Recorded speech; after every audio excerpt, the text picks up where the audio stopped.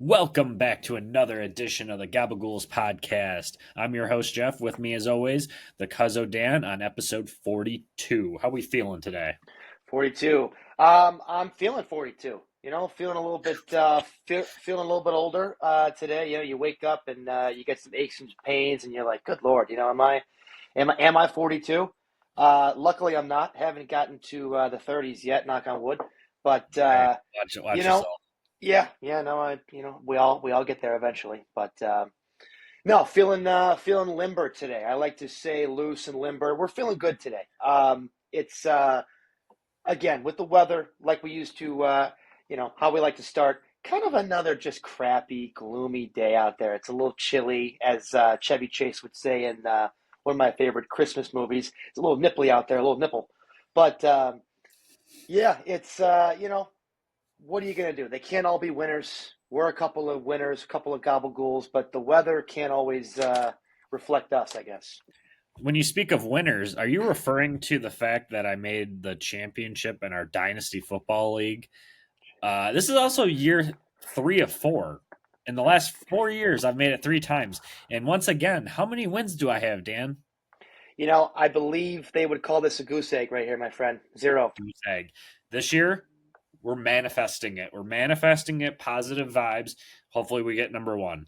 It's very much like LeBron James, took him a long time, took Michael Jordan a long time, Yeah. multiple appearances. So, you know, will this be it? I hope so. We Will have, this will this be the moment where the self-proclaimed goat of fantasy sports, as he likes to call himself, really breaks through, at least in this league, and establishes himself as the okay? You know what? It's been the Blocks, it's been the Caswicks. We talked about that right before we came on, but yep. now maybe it could be the Straws time. Who knows? Could be the Straws time. Could be Richie Forbags. Also, he made it. We did put out. If you follow our TikTok account, I did put out a little video. Saw him today because he was in town for the obviously Christmas holiday. And I put out a little video of us doing. Have you ever seen that video of Gronk and Brady when they won the AFC Championship, and they like are walking out of the stadium together to "We Ain't Going Nowhere." So Bad Boys for Life. I think I have seen that like once or twice. Yeah, yeah, Yeah, pretty I made cool. sure to post it, kind of do like a little dual thing of us doing that, just because everyone knows now. But yeah, good luck to Rich on that one. We're gonna, I saw him today. Obviously, he beat me. Got to mention it because if I didn't mention it on the podcast, he would give me shit about it. But for our other campus to Canton League, he did take me out in the semifinals. Congrats to him. It was a slaughter. Wasn't even close. My team underperformed and his all overperformed. Very good team though. So he could keep the quote, "I know football." For some of you guys that are listening, maybe 2 or 3 of you might know the reference of the "I know football." We're gonna put it on shirts eventually, which we do need to get shirts and get some merch out there, maybe some koozies or whatever. Agreed, agreed. And then after that, maybe we'll come up with our own seltzer line or something. That'd be cool. I do like Yeah. seltzers. Maybe a wine. Gab- oh, a Gabagools wine. I like it. I like it. Nice, A like r- maybe like a nice red. Even I though I was don't gonna know. say, got to do like a cab sauv or something. That'll really Yeah, jazz me up. something like that. But yeah, like I said, it's gonna be a big week. It's kind of nice having it finished by Monday night. I prefer that. Next week's matchup's gonna be tough. Like Dan and I said, he's looked at both of our teams. They're pretty solid, pretty even. Two of the best teams. So there's no excuses, no ifs, ands, or buts. It's gonna be a good matchup. Two of the best going at each other. No ifs, no ands, and most certainly no buts. Nope. But speaking of that, actually, no. More, I don't know how we can relate baseball to Hold up. butts. Wait a Um, minute. no, but let's just talk briefly on the MLB free agency really quickly. Some big names on the move, which was kind of exciting. Obviously, you have to talk about Walker Buehler going to the Red Sox on a 1-year deal. They loaded up with pitching this offseason, and they get Giolito back too after his Tommy John. So this is one of those teams that I could see them being sneaky, probably winning the division if the Yankees don't. But I'd be remiss if I didn't slide right into there with the Yankees too and just say Goldschmidt to the Yankees. He's like 37 now. kind of another stopgap. But just breaking down the AL East as we always have, what is your kind of perspective on those two signings, real quickly? Walker. I'm surprised myself. He got a 1 year deal. I thought he would have gotten a multi-year deal. I don't know if he would have gotten the Max Fried money. I know he's been hurt a little bit the last year or two, but I mean, his stuff. I know people were saying maybe his stuff isn't as good now after this second TJ or whatever, but I mean, he looked really good in the playoffs, and I'm surprised that he got a 1 year deal to the Red Sox. The Boston's not a bad team, but this kid's 30 years old.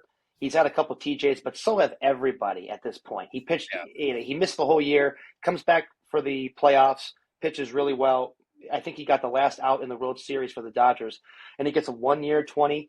I would have given him a multi-year deal. I believe in the kid. I've liked him since he came out of Vandy.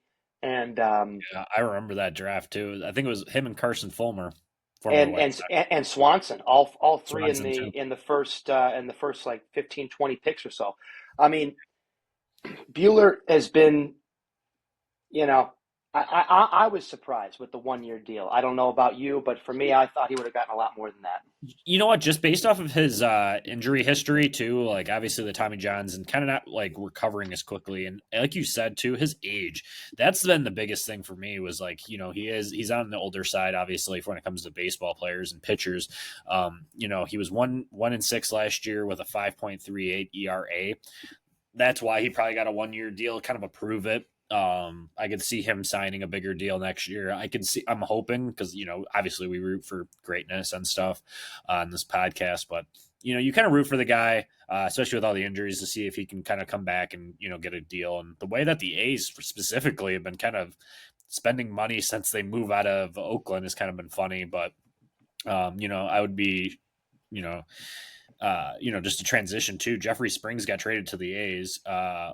Kind of a crazy move, in my opinion. That the A's are just kind of going all in on their pitching and seeing what they have. I guess. I mean, it could be a sneaky, sneaky bad team. We're not going to say they're winning anything, but the way they're building it up, you could have a chance.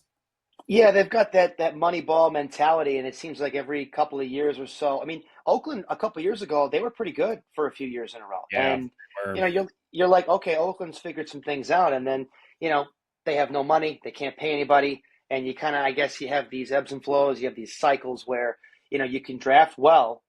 I mean, Oakland obviously has to draft well. They do draft well. I think they've got some younger players that have to prove themselves a little bit more the next couple of years. Um, they're high on a few guys. I know Lawrence Butler had a decent year for them last year. yeah, They have a shortstop in Jacob Wilson, who's supposed to be a really good hitter. They've got some other pieces over there. So yeah, I mean it's an interesting though, especially with Oakland being as bad as they've been the last couple of years, to go out and sign guys like Luis Severino, and then you trade for a guy like Springs. I mean, kind of like, okay. I mean, that division is going to be really interesting this year. Houston loses Kyle Tucker. They lose probably Alex Bregman. And then yeah, Arenado just blocked the trade to go over there. They did sign a first baseman, Christian Walker, yep. 3 year deal. But, you lose a lot with some of those guys on offense. Walker's a great player, but I don't know how Houston's going to be this next year. Texas, they were great 2 years ago. This year, terrible. Seattle had their great first half, not a great second half. That division could be up for grabs. Yeah, I think what we could say too is what Houston does is they always find a way, and I think with getting Christian Walker in there, I think he could be that piece that makes up the difference with a lot of those players, just because of how many home runs he does hit from the left side. And they needed a first baseman. They tried Jose Abreu. He flopped out, understandably so. He was old as hell when they signed him. And just you have to make some moves. And I think with getting Paredes and that Kyle Tucker trade, I think that was a nice piece. Eventually it'll be Cam Smith. So they have pieces coming. And then obviously you have Altuve, obviously still there. Jeremy Pena has been up and down, but then you have Jordan Mm-hmm. Alvarez too, who's been insane. But Zach does. I can't say his name. Dizenzo, probably another Italian guy right there. He came up last year. I know I had him on our dynasty team for those care about fantasy, but he came up and was actually pretty serviceable when he got the playing time. And I think that's why also they were okay getting rid of Bregman and letting him walk was, he was kind of the next man up. And that's the thing about the Houston Astros too, is they seem to find, somebody next man up. They go out and they get some old ass pitchers and kind of train them up and like, let's go. But yeah, like you said, Goldschmidt blocking the trade and then end up going to the Yankees. And then also we didn't mention it either because I think it happened like right after the podcast, but Bellinger to the Yankees too. So that division too is just even it. The American League has gotten a lot stronger, even though they lost out on Soto. Belly just brings that nice left-handed power, and he's going to have a nice year in that ballpark, and that's I think the biggest difference maker there. The AL East has always been, a Yeah. strong division because you have the Yankees, and then obviously the Red Sox were good for a while. Right now, you got them and the Yankees and the Orioles who look really good, and then like you said, Boston could be an interesting team. No offense to Toronto, I don't know why they were in on trying to sign some of these big free agents the last couple of years. They got their own people to either try to sign or trade, and they're not doing anything. And then Tampa, they've been good, but they kind of took a little step back this year. So, They actually just signed Eloy Jimenez too. I think I saw it this morning. Yeah, good luck. That's it. You know what's funny though is they would be the team that unlocks him for whatever reason, and like he ends up just hitting the ball. With him, it's probably the strength and conditioning. You just got to keep pardon my French, you got to keep the fucking guy on the field. Yeah, that was always the issue. Obviously, it was always the issue with the Sox is he couldn't stay on the field, and then it got very clicky. But we're not going to talk about the White Sox just because we've talked about it enough. But another speaking of the AL Central, Josh Naylor, another Cleveland Guardian that got shipped out, and you almost wonder what the hell they're doing. I mean, they went out and re-signed Carlos Santana, obviously, so they made room for him, I guess, at first base. I still question what the hell they're doing. I mean, they always find a way, but yeah, I liked the re-signing of Bieber. I think they re-signed him for a 1-year deal. But yeah, we mentioned Jimenez last week when they decided to move on from him. He had a nice year, wasn't crazy good, but a solid performer for them. And then Naylor, and he just set career highs in home runs and RBIs this year. He's been regarded as a great hitter ever since he came up. And you're going to he had a breakout year last year. I think he got hurt towards the end, and his numbers were still great. And then this year, over 30 something homers and over 100 RBIs. For a team that finally, for the first time, I've said this I don't know how many times, when they had Francona for all those years, they could never hit. You let him go. You bring Stephen Vogt in, who I don't know what the fuck this guy knows, but apparently they start hitting the ball this year. And now you're going to let your best offense. I mean, okay, Jose Ramirez is their best hitter. I get it.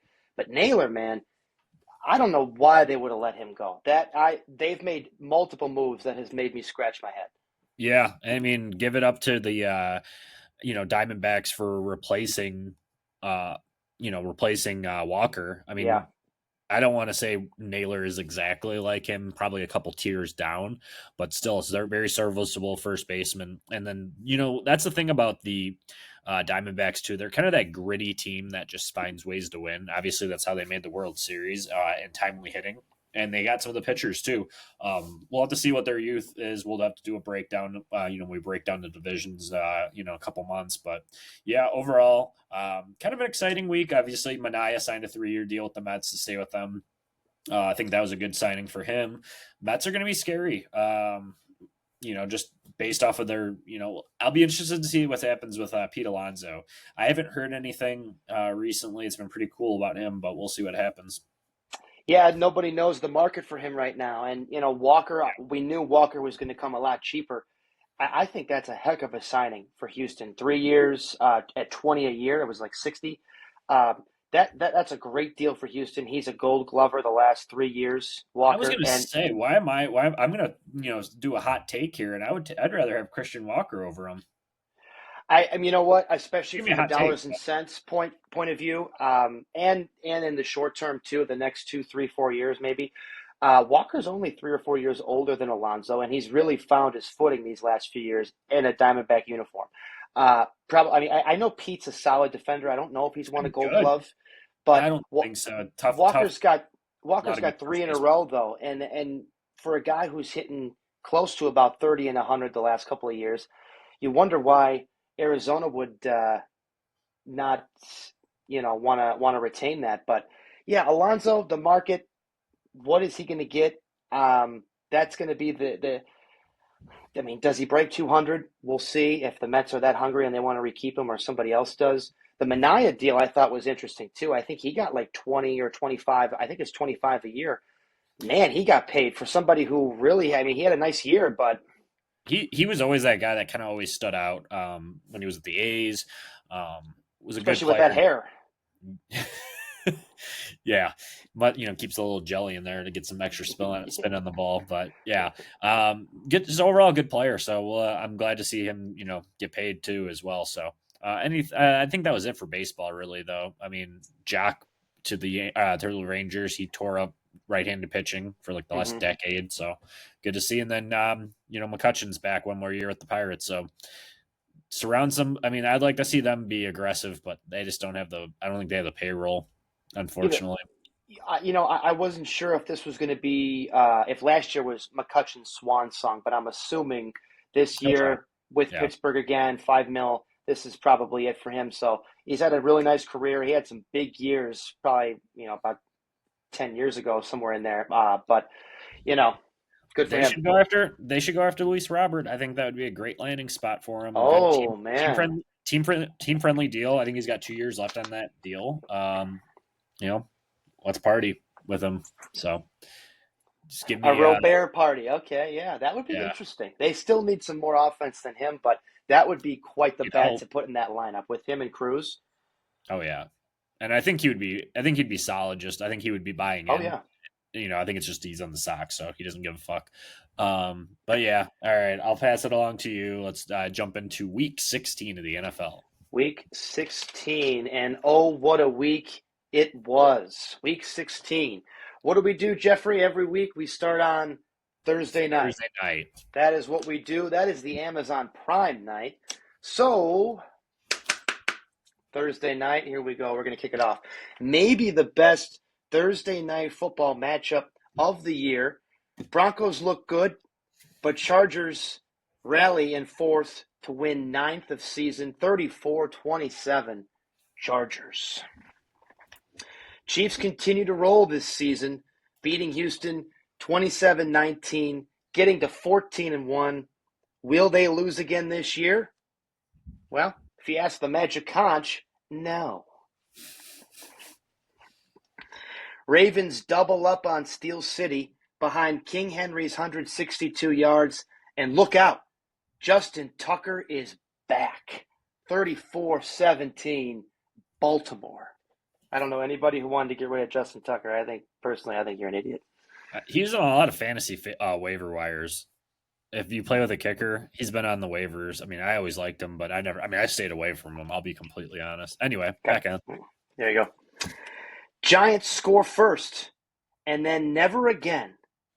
Penix gets first win without a touchdown, 34-7 ATL. Detroit goes up 20-0 and doesn't look back. Thank God I missed this game. 34-17 Lions. Ugh. Cuba Gooding. Oh, I'm sorry. I put something in front of this. We gotta back up here. Panthers enjoy playing spoiler. Cuba Gooding caps off 152-yard day with second touchdown of the day in overtime, seemingly ending Arizona's playoff hopes. 36-30 Cardinals. Jets find end zone first, but give up 13 points in the fourth quarter, fail to play spoiler versus the first place Rams, 19-9 LA. It ain't about how you start, it's how you finish. Eagles score 21 in first, but Washington scores 22 in the fourth to mount the comeback and keep playoff hopes alive. 36-33 Washington. Got to give a quick shout out to my buddy Brennan.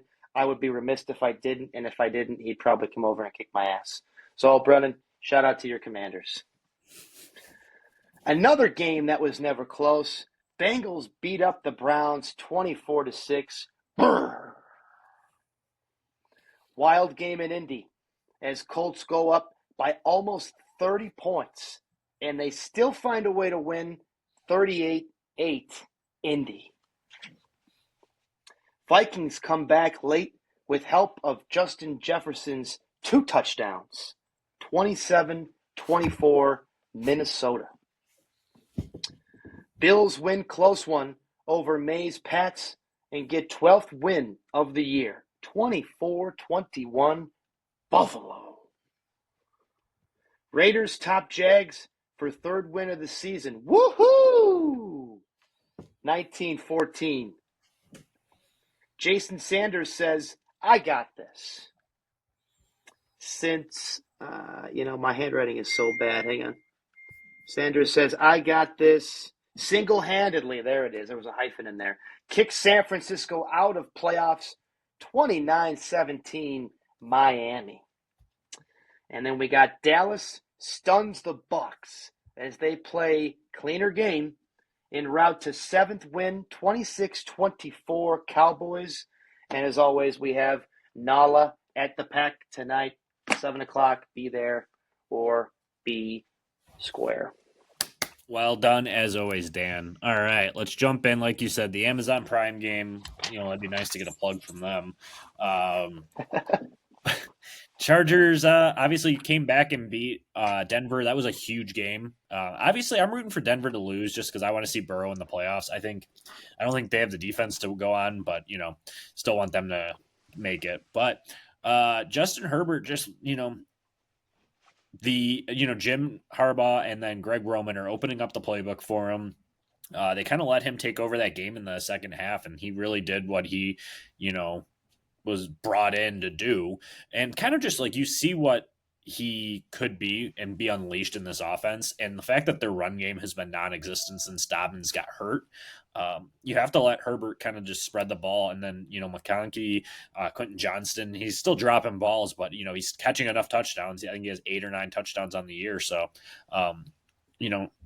nothing against the Broncos either. I think Nix has had a really nice season. He made the argument that he can be a NFL starting quarterback and be a playoff contender. Yeah, I mean, Nix has looked really good for a Broncos team that it seemed like didn't have a lot of weapons on offense. Yeah, shocked us. Yeah, and probably most of the world. And the Chargers are a bit of a shocking team, too. I don't think anybody had them being nearly as good as they've been, especially with them losing all their pass catchers. And then, Harbaugh comes in. Okay, what can he do? It's his first year. They, like you said, Herbert's the guy, and everybody knows that. You just got to keep that kid healthy, and he can do anything on the football field that any of these top quarterbacks can do. So you keep Absolutely. A guy like that healthy, and you figure out the run game and the defense, and the Chargers are right there. I mean, they should have beat the Chiefs twice this year. Yeah, 100%. And then they lost that one Sunday night game to the Ravens, so that was another tough one. But they're a playoff team, which is good. We want them to be in the playoffs, just to see what Herbert can do. Moving into the Saturday games, obviously they play again on the Chiefs, Texans, Ravens, and Steelers all play again on Christmas Day, which is kind of exciting. I mean, it's on Netflix, so I'm kind of skeptical to see how that goes, but we'll see. But Chiefs win again. Once again, it was kind of a flat game. They do just enough to win, and that's all you needed to do. I think that's the glorious part about Patrick Mahomes. I mean, there was a lot of speculation he was going to be out for 3 games. They already have the 1 seed locked up. They're just going to sit him. They're just going to do this and that. He looked fine. He literally, I think it was the first drive, he ended up having a huge run for a touchdown. And obviously, one thing that bothers me, and I don't want people to hurt Mahomes by any means because I like watching greatness on the field, but nobody wants to tackle that guy. It comes down to any sort of contact with Mahomes, and everybody is hands off, and they don't want to get fined or tackled or blow the game because they end up hitting him. And, it's probably drawn up in their game plan, but at some point they have to do something because someone needs to like not lay a big hit on him, but they have to tackle him. Yeah, you know what? I so I saw a stat at the beginning of this week, and the Chiefs won again, just like you said. They continue to find ways to win. They keep playing well enough on both sides of the ball.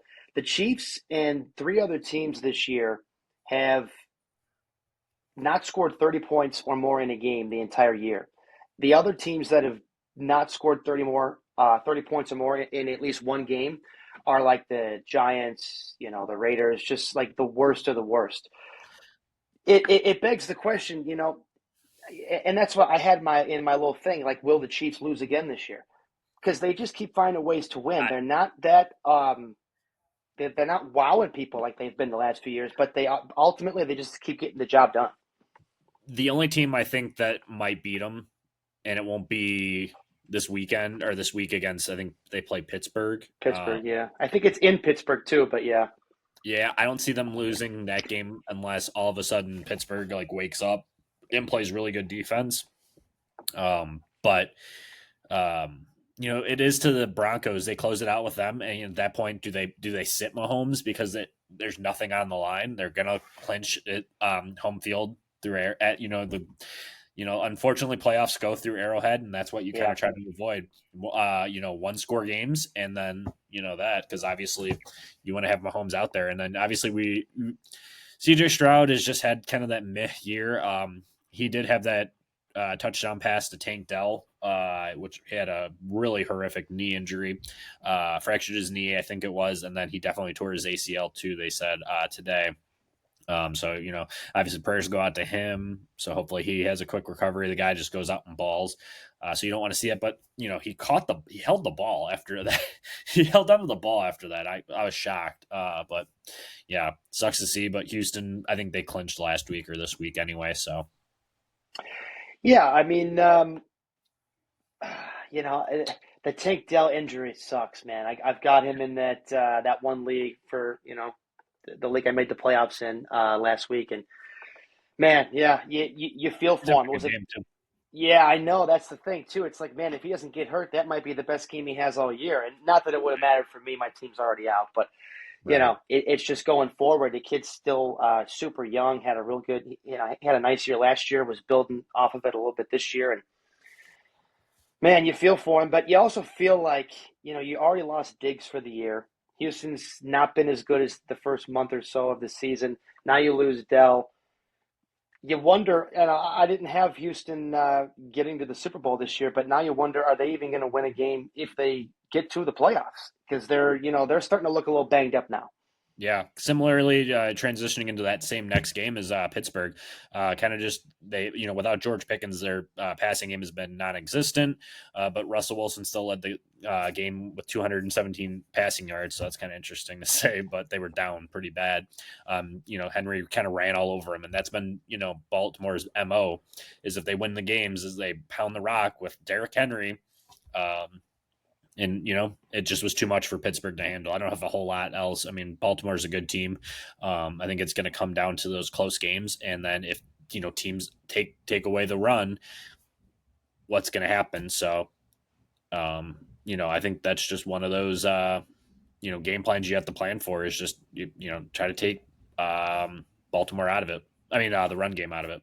Yeah, I couldn't agree more.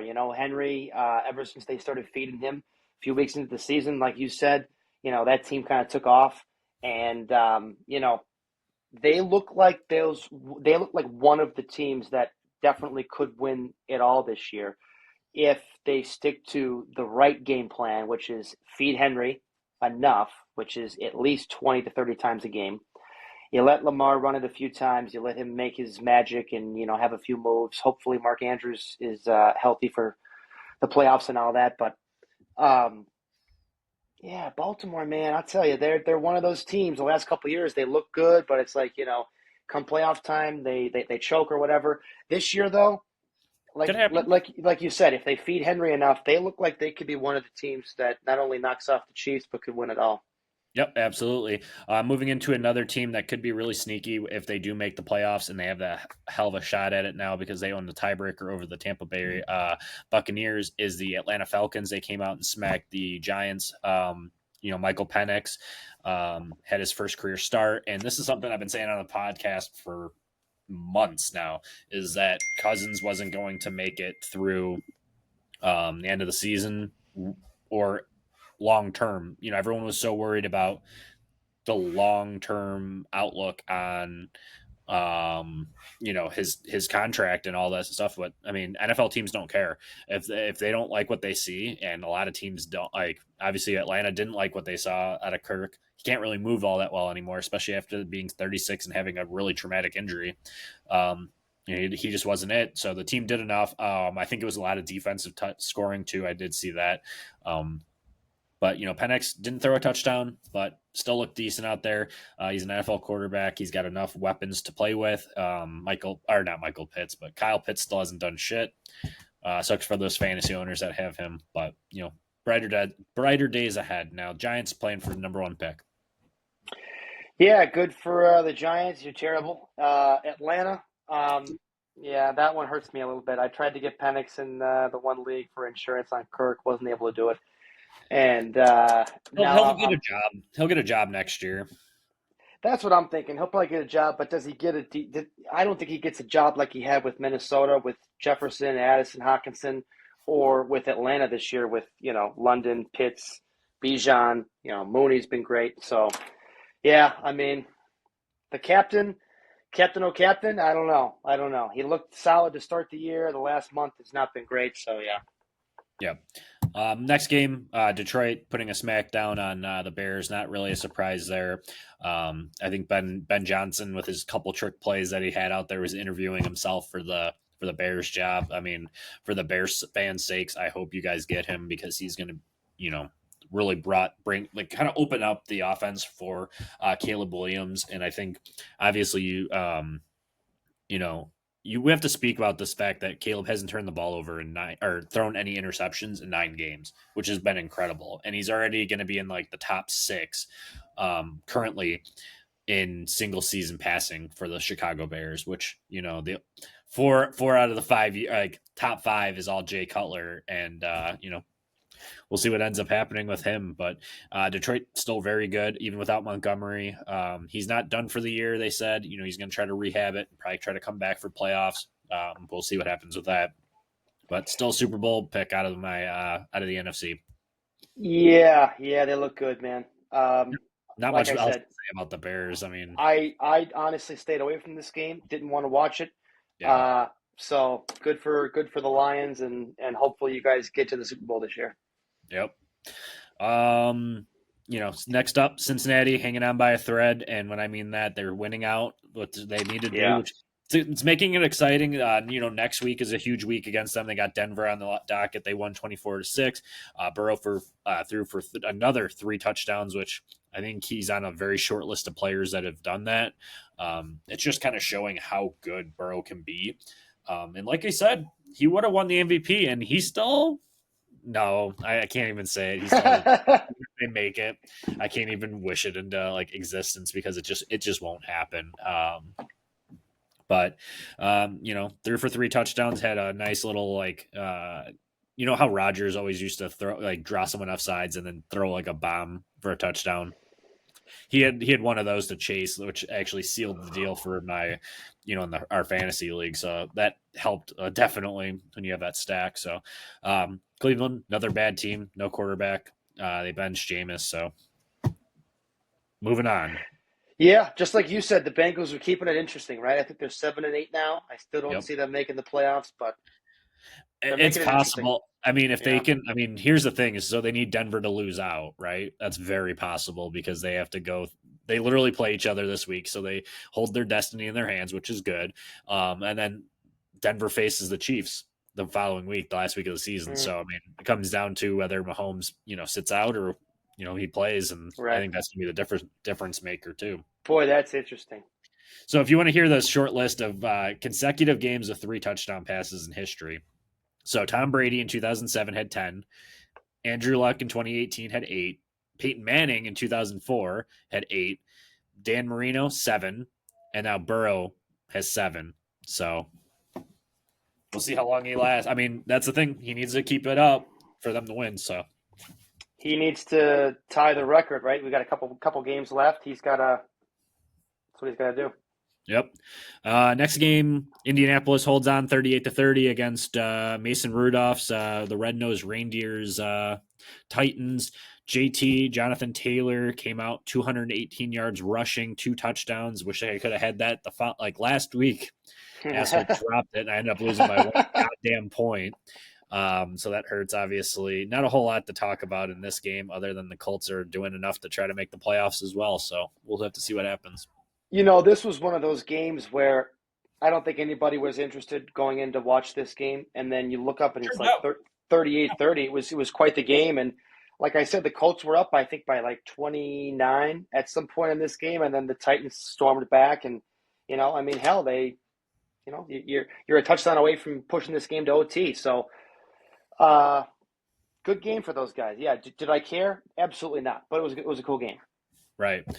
Next up, Jets lost to the Rams, as you said, 19-9. That first drive, they let it down. I think they had like a 90-yard drive, which was awesome. It was a really cold day. I think that really affected overall the players. Rodgers threw for 256. Kyron Williams, 122 on the ground. I think he had a touchdown too. Big fantasy day. Kind of just doing what he does. Davante Adams led in receiving with 68. Kind of like I said, I think the cold weather affected it because Nakua didn't do much. Kupp, struggled again. But they are back in LA. As you said, they're in first place now in their division, which is good. I'd like to see McVay and Stafford ride off with like maybe one more deep playoff run. I don't think they get out of the NFC, but it is possible. Jets, there's not much to say. Like I said, keep Rodgers and try to draft a QB and kind of hope for the best. Yeah, the Rams a couple weeks ago were tied for last in that division, and then you get a couple more losses, and now you look at the Rams, and it looks like they're going to win the division and be in the playoffs. So good for them. Yep. Philadelphia at Washington. This one hurts, and no pun intended on that one, but Jalen Hurts got hurt and had a concussion. Got knocked out pretty early in that game. A.J. Brown took over that game with him and Saquon, with Kenny Pickett. You have to obviously feed your 2 stars, and they did. The problem is they had Kenny Pickett as their quarterback, and that overall is what kind of blew the game for them. A lot of empty drives that had happened for them, and then Jaden Daniels had a career day with 5 touchdown passes and just kind of took over. Washington passes. I think it was 5. Washington's found their guy, as we've known for a while now. But yeah, wild game for the Commanders. Washington needed to win that game. Philly's already in the playoffs. Washington's at the point where you lose again with the 3 teams probably coming out of the North. Washington, even with this win, might still not make it. But yeah, great win for them, and they're keeping their hopes alive. Yeah, they're still sitting. I think they're currently sitting in the playoff spot too. So yeah, it'll be fun if they make it in. Arizona at Carolina. Bryce Young showing that he is the guy, and it's funny because everyone keeps saying that the Panthers fleece the Bears now. I think it's kind of silly to be saying that after you gave up for one player, you gave up like 7. So we'll see what ends up happening. But yeah, Carolina took out the Cardinals. Cardinals do not look good. Anything on that game? Chuba looks like a good running back. Chuba Gooding, that's my nickname for him. I love him, and good to see Bryce coming back strong. Next game, Minnesota at Seattle. Kind of a fun game because 2 former Jet QBs were playing, and who was on the call? Mark Sanchez. Right. Oh wow! How about that? That was a little fun fact there. Minnesota edged it out. They just seem to win games, and you have to give Coach of the Year to Kevin O'Connell. He is leading a team that was really projected to win like 1 or 2 games in a rebuilding year. But I also think that was kind of a BS statement. I know we did it too. We said they were going to finish last, but I don't think a lot of people believed in Sam Darnold, and they should have. He's right up there. I think he probably deserves the Coach of the Year just about more than anybody else, like you said. Minnesota, God, I had, at least in our division, I don't know how many wins I would have predicted Minnesota to have, but probably 500 or less, right?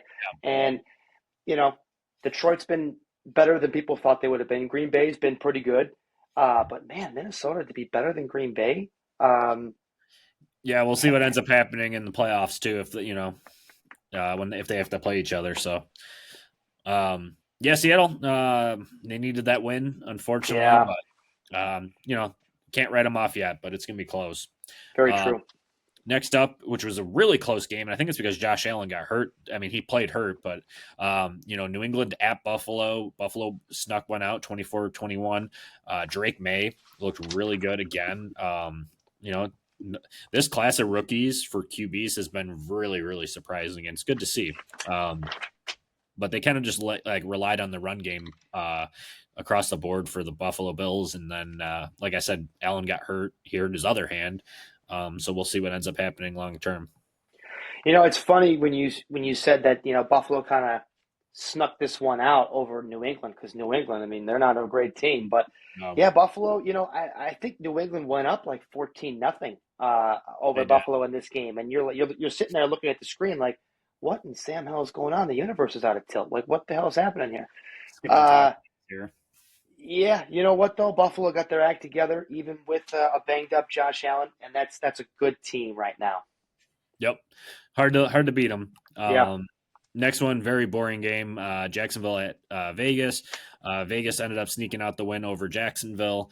Aiden O'Connell did 257 on in the air. Brian Thomas Jr. though, he had a huge game, 132 in the air.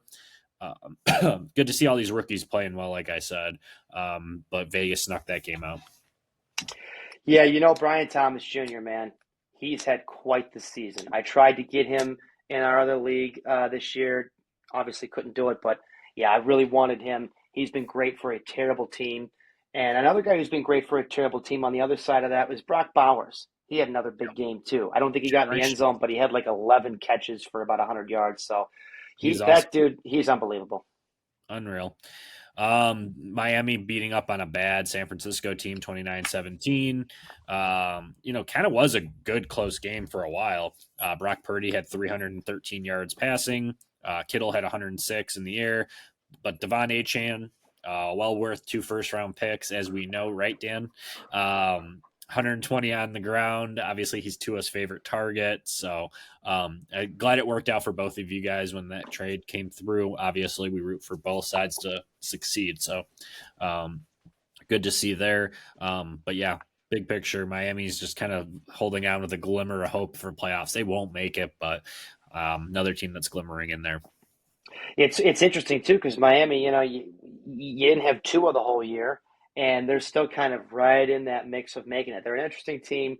And who did they play? Miami played San Fran. Yeah, San Fran. My God, man. Debo finally showed up for the first time in like 10 years.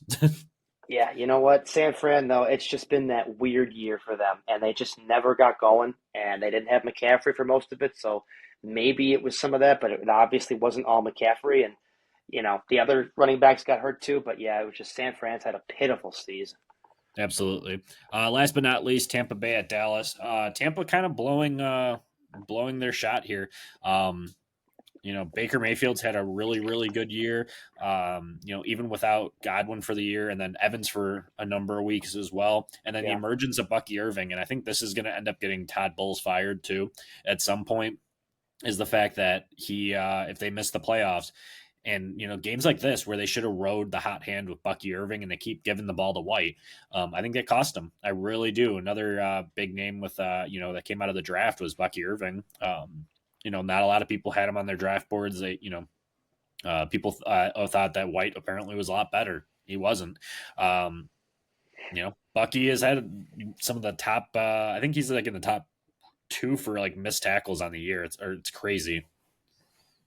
That I did not know, but yeah, Bucky's been he's been very good, and I've paid attention to him a lot more since we made that trade. But yeah, man, he's been. You're right. There were a couple other running backs that came off the board before him. I mean, you heard a little bit about him, but I think it's his size, and just overall, like his 40 time wasn't super crazy. But if you watch any of his tape at Oregon, like just Google him. He's been a good insane. player. He's a very good player. Good to see, and then obviously, we kind of hope that Baker went wills the team because he's just a fun player to watch. Because we were kind of getting back to like Oklahoma when he was at Oklahoma, and he was just kind of like a gunslinger doing like his thing out there, and it's kind of nice to see him back out there and doing that. But yeah, tonight got the Saints and Packers. Obviously, Saints are a wounded puppy. Basically, I think they're starting Rattler. I don't know if Alave is cleared to play. I don't know if he's going to, but no Alvin Kamara. So They shouldn't even play Olave. That poor kid the last year or two, he's so banged up. I mean, but when he's on the field, he's unbelievable. Do you think they draft a QB, or do you think they? I mean, because like we're seeing what we have in Rattler, it's not really much. He was always a dart throw anyway, but still. And then, they had that Hainer play recently too, and he didn't do any better. So, yeah, I guess, right, you probably are looking at needing someone under center. And They're just in cap. They're also in cap hell, as we've said multiple times. It's just a team that pretty bad, pretty old. yeah, At least we get to see Kendry Miller. I've been high on him. A lot of the people in my inner circle obviously know I love Kendry Miller too as a prospect. So see what he ends up doing tonight when he gets it against a good Green Bay defense. let's go, Kendra. All right. Anything else to close out the holiday week? Was this 42? Number 42? Yeah. 42, man. Who would have thought? Mariano Rivera, right? He was 42. I was just going to say, like, who the heck was 42? I think he was. Perfect Well, for actually, closing out the show.